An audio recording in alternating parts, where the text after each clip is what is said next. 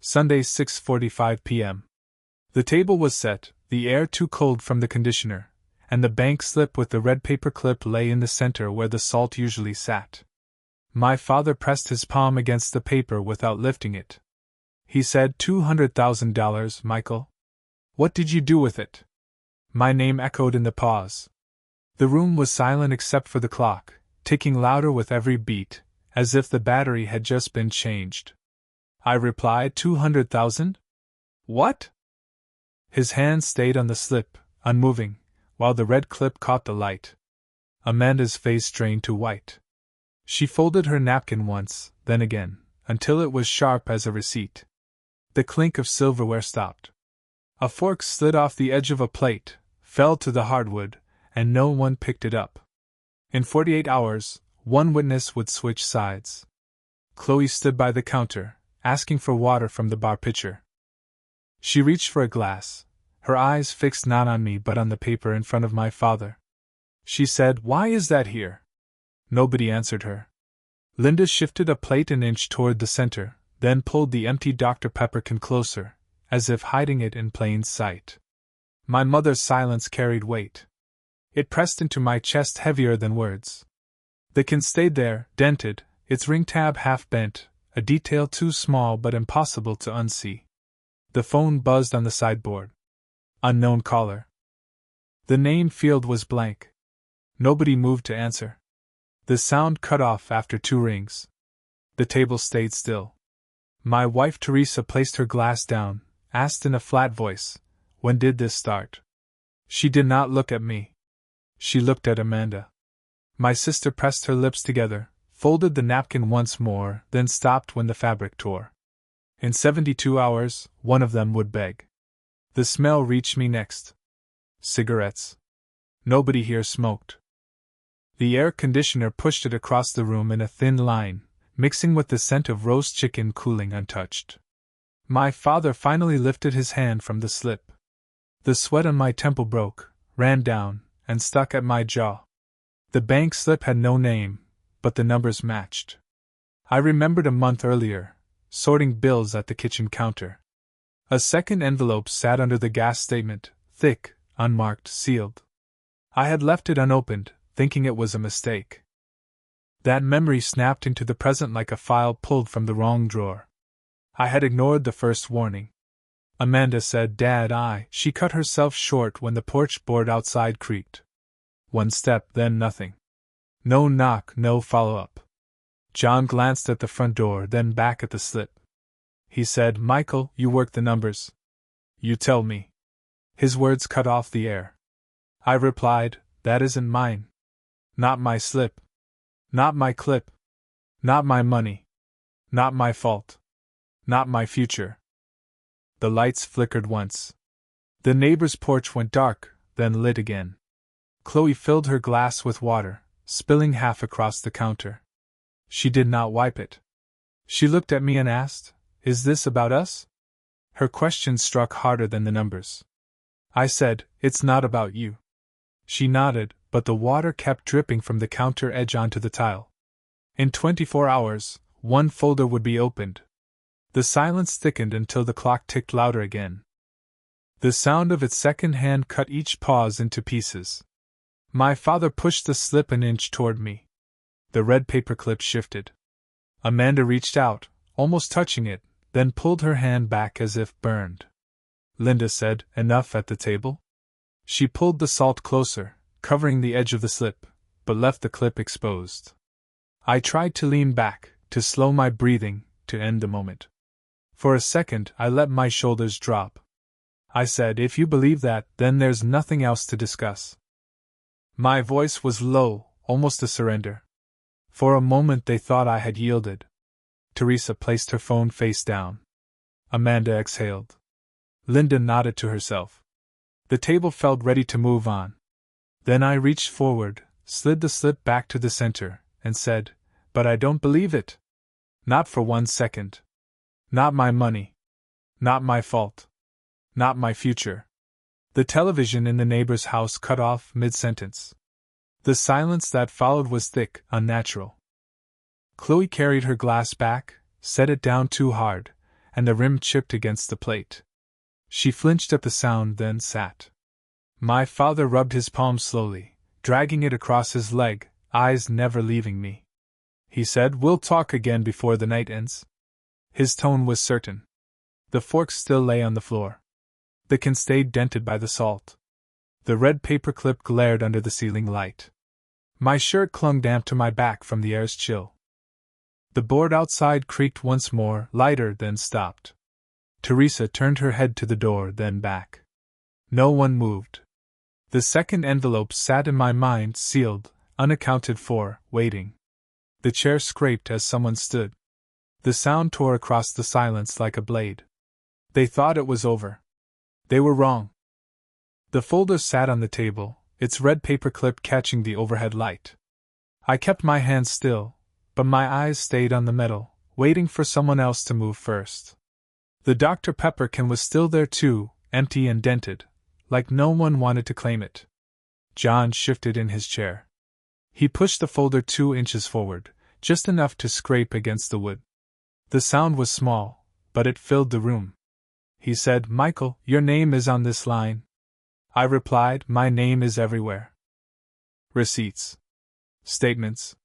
Even junk mail. Which line counts tonight? No one answered. The clock ticked louder in the pause.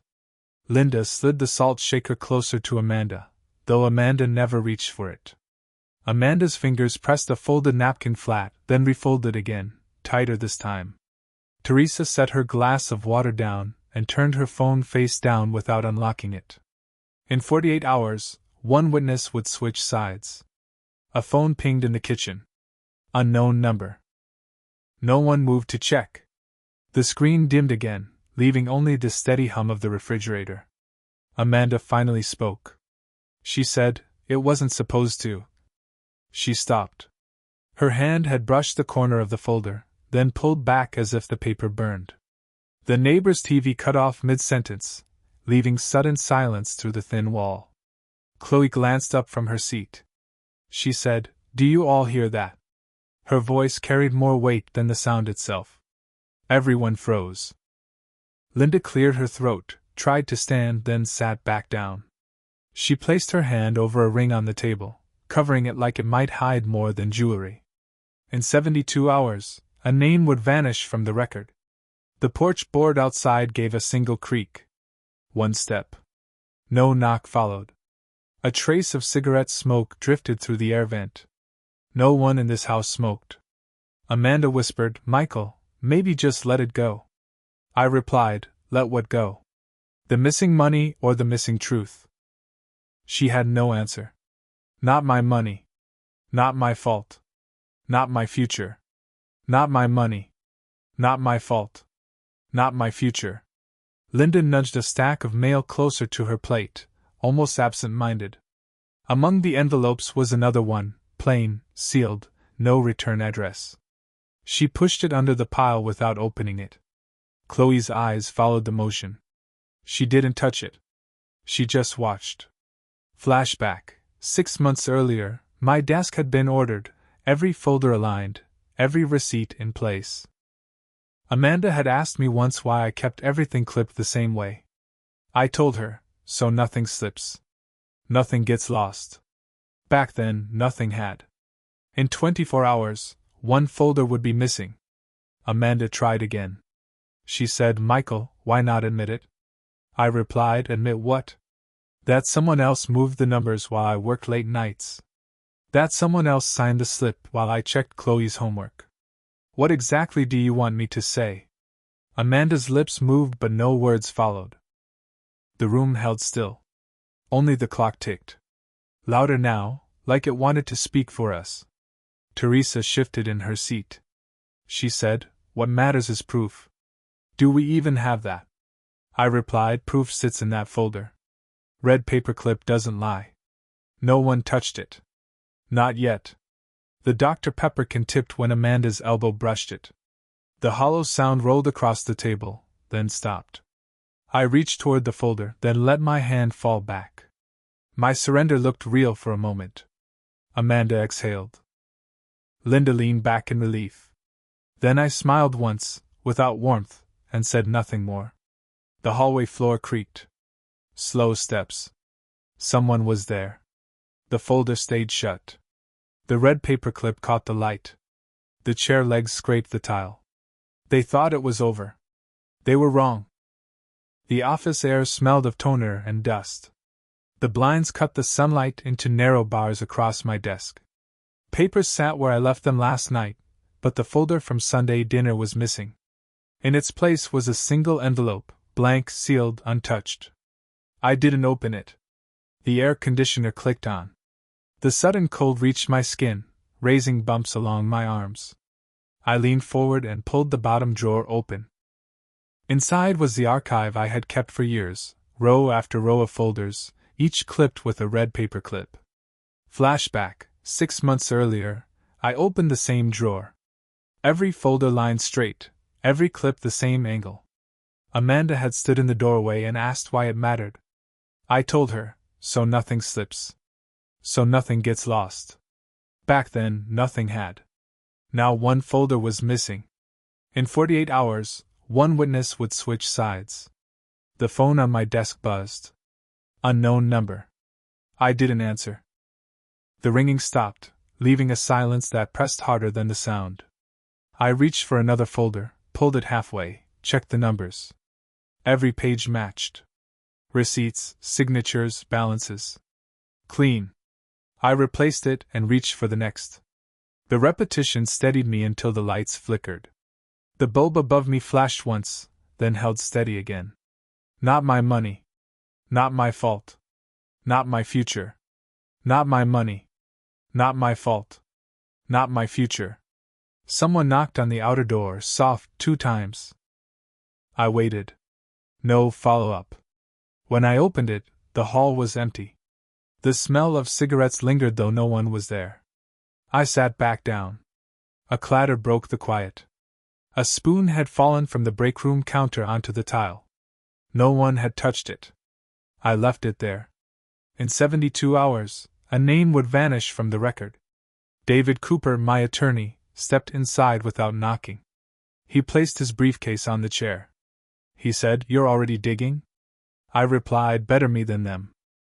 He said, "And what if the numbers don't bend your way?" I replied, "Then the clips tell the truth. They always have." He didn't argue. He only placed another folder on my desk. This one carried a red paperclip too, but the paper inside wasn't mine. The balances listed transfers I hadn't authorized. Signatures that looked close to mine but not exact. In 24 hours, one folder would be missing. The neighbor's TV across the hall cut off mid-commercial. Silence fell so sharp it almost rang. David looked toward the door, then back at me. He said, "Do you want to take this to them now?" I replied, "Not yet. Not until I hold the right page in my hand." Chloe's voice came from the hall. She had followed David in without my notice. She said, "Dad, do you even know who you're fighting?" I looked at her, then back at the drawer. I replied, "Whoever moves the clips when I'm not looking." She didn't smile. She only stood there, waiting for me to say more. The clock on the wall ticked louder, as if each second demanded proof. I lifted another folder. Inside, one sheet bore a faint mark at the corner, like a fingerprint smudge. Not mine. I placed it down slowly. The sealed envelope on my desk stayed closed. The numbers inside might match, or they might ruin me. I didn't open it. The sound came sharp and final, the clerk's stamp punching into paper. One strike. Then silence. They were wrong. Tuesday, 3:05 p.m. The bank doors slid open with a hiss that sounded too loud in the afternoon quiet. The air inside was colder than the street, pressing down like a reminder. My hands were dry against the folder I carried, the one with a red paperclip bent slightly at the edge. The clerk at the front desk looked up. He didn't smile, didn't ask what I needed. Just a nod, a small motion toward the line of empty counters. I placed the folder flat. It made a sound that felt heavier than paper should. In 72 hours, one signature would decide everything. The scanner sat idle, its light bar dead and waiting. I had been here before, dozens of times in other years, reconciling invoices, verifying transactions. That rhythm had been mine. Numbers, stamps, reports. Today, the rhythm was gone. Today, silence owned the floor. The clerk said, "Do you have supporting forms?" I replied, "I have what matters." "Which form counts here?" He didn't answer. He turned the folder, opened it halfway, then paused. His hand stopped on the empty Dr. Pepper can someone had left on the desk earlier, pushed near the ledge as if it belonged there. A detail too casual for this place, and yet it caught the light. The scanner blinked alive with a click that cut through everything. I remembered another Tuesday, years back, when I carried Chloe in here to open her first savings account. She had held the pen too tightly, her name crooked across the page, her eyes bright because it was her own. Back then, every folder was clean. Every slip was accounted for. In 24 hours, one ally would hesitate, and hesitation would cost him. The scanner beeped again, louder now, though no page moved across it. The clerk frowned, tapped the panel, then looked at me. A phone rang on the far side of the room, one sharp tone, then silence. The name on the display flashed once, unknown caller. Nobody picked up. He said, "This number, it repeats. Twice here. 3 times last week." I replied, "Numbers repeat. Motives don't." He slid the slip across to me, the red paperclip scratching the counter. My thumb pressed against it, and the metal was colder than the room. The sound of a chair shifting echoed from the far office, though no one walked out. A smell followed, cigarette smoke faint, and possible in a sealed building. The clerk's eyes flicked to the doorway, then back to me. He didn't speak. In 48 hours, one witness would switch sides. The fluorescent light overhead flickered, a quick flash, then steady again. He placed the slip under the scanner, pressed down, and the machine whined. The numbers appeared on the monitor, dates, transfers, initials. The screen didn't care about faces. The clerk said, "The amounts match, but the name doesn't." I replied, "The name isn't the story. The line is." He looked at me once more, then pushed the page forward. His expression held nothing, but his hand shook just once before stilling. Behind me, a stool tipped. The crash of metal legs on tile echoed, then stopped. Nobody moved to set it upright. The scanner beeped long, one drawn note, then went silent.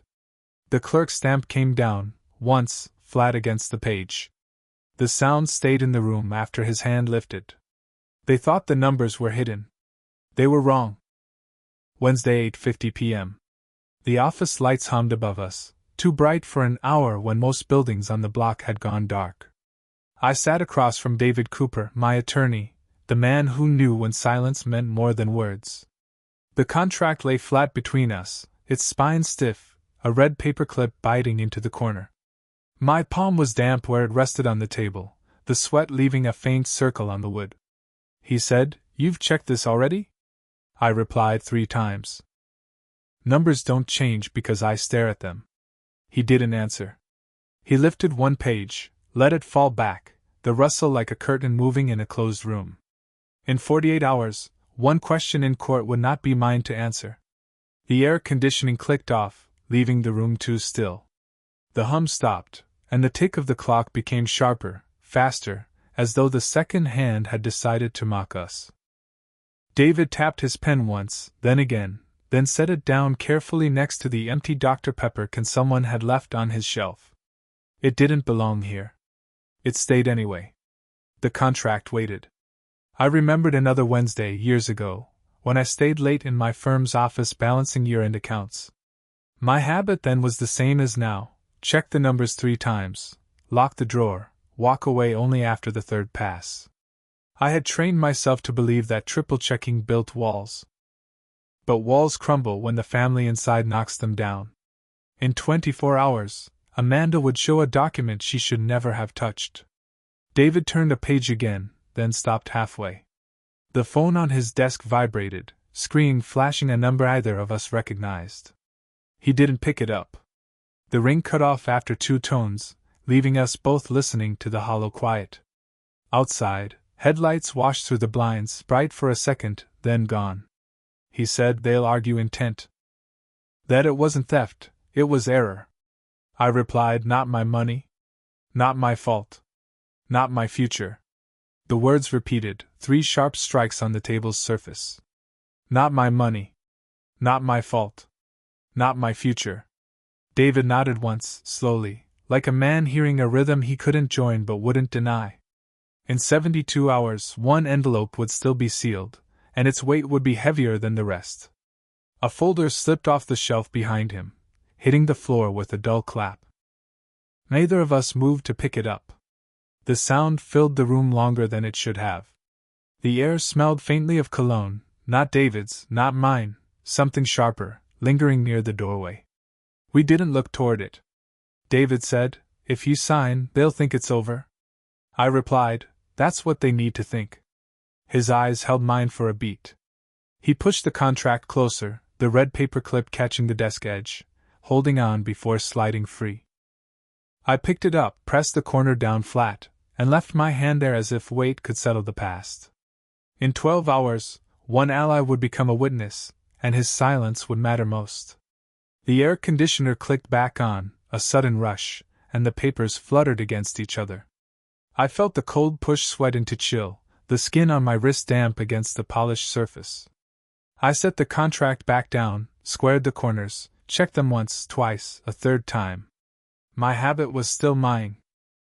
A knock sounded in the hallway, one hollow rap, then silence. No door opened, no footsteps followed. David glanced at the clock. The tick filled the space, louder, until the second hand landed, and the sound stopped. I pressed the contract shut. The red paper clip snapped back into place, harder than paper should allow. The metal edge scraped as if warning me not to let go. The silence after was complete, broken only when an envelope slid under the office door. It stopped just short of my shoe. I didn't pick it up. The contract stayed on the table. They thought the papers would bury me. They were wrong. Thursday, 10:20 p.m. The house was too quiet, the kind of quiet that waits for a wrong sound to break it. I stood in the hallway outside Amanda's room, the sealed envelope with a red paper clip heavy in my hand. My fingers stuck slightly to the paper. It was humid in the house, or maybe it was just me. I had not slept in 2 nights. The exit sign at the end of the corridor glowed faint, like an afterthought in a family home. She said, "You're still awake?" I replied, "I'm not the only one." Her door opened halfway. Amanda stood in the frame, pale, clutching a glass she didn't drink from. Behind her, Chloe sat on the edge of the bed, knees pulled up, eyes wide. She didn't speak, but her presence made every word heavier. In 48 hours, one of Amanda's sentences would matter more than any document. Amanda tried to smile, then looked at the envelope in my hand. She didn't ask what it was. She already knew. The floor creaked down the hall, a weight shifting without a body. Chloe turned her head sharply, as if she heard it too. Amanda pretended not to. I said, "You think silence will hold?" She said, "You can't prove intent. You can't prove anything." I replied, "Not my money. Not my fault. Not my future." Her hand tightened on the glass. She almost spoke again, but the sound of a spoon falling in the kitchen cut her off. A hollow ring. Nobody picked it up. In 24 hours, Chloe would choose her side in front of both families. I set the envelope on the dresser inside her room. The red paper clip glinted under the lamp. Amanda stared at it but didn't move closer. Chloe slid one hand over her knee, whispering without words, a question she wanted me to answer with my eyes. I didn't. Flashback. I remembered the night Amanda was 16, borrowing money from me to pay a parking ticket. She had promised to return it by Friday. She never did. That was the first small number that went missing. I filed it away. I let it slide. But numbers don't stay small when the habit grows. The silence stretched. The clock in the living room ticked louder, each second striking into the walls. Amanda finally set down her glass, the bottom clinking against the wood. She said, "You'll ruin all of us." I replied, "I'm not the one who started." The lights flickered once, just once, as if someone had switched them off from the street. Chloe gasped quietly. Amanda reached toward the lamp, then pulled her hand back, not touching it. In 12 hours, the sealed envelope would not be sealed anymore. I stepped back from the doorway. Amanda stayed still. Chloe's eyes followed me as I moved down the hall. The smell of cigarette smoke reached me near the front door. No one in this house smoked. I didn't stop walking. The envelope was no longer in my hand. The safe in my study clicked when I turned the wheel. The door swung open slow, metal scraping against metal. I placed the envelope inside, set it flat, and shut the steel. The sound echoed through the empty rooms. The steel door slammed once. The echo stayed. The courthouse clock struck 10:20 a.m., Tuesday morning, the minute hand dragging like it resisted its duty. The hallway smelled of toner and dust, a stale blend carried in from decades of filings.